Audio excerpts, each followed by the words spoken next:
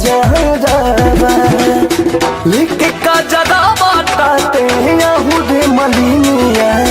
कही देना मैया के कजरावा कजरा के टीका तानी कदे रे मलिनिया लागे नहीं मैया के नजरावा।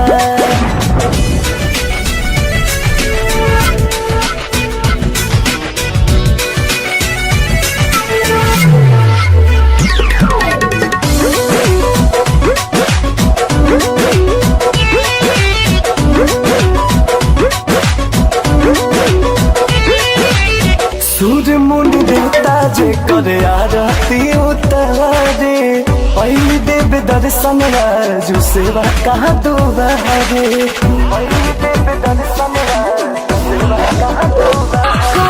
देवलोक में जे कर दिल को वंदन आजू धरती पर सब अभिनंदन। शक्ति स्वरूपा माई से रवादी आज सेवा करके घर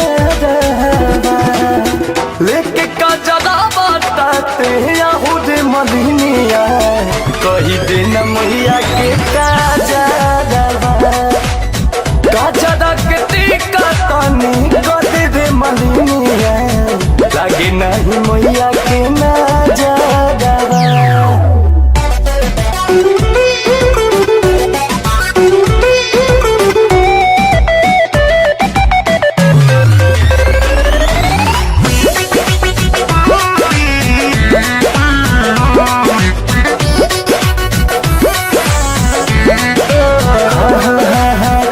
लौकिक करे सबके विभोर हो मैया जी के हाथे बाटे जगत के डोर हो जय जय मैया जी के धरती के कड़कड़ बोले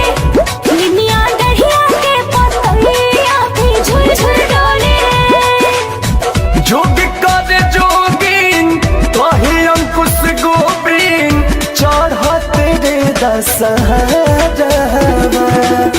लेके कजरावा ताते यहूद मलिनिया कही देना मैया के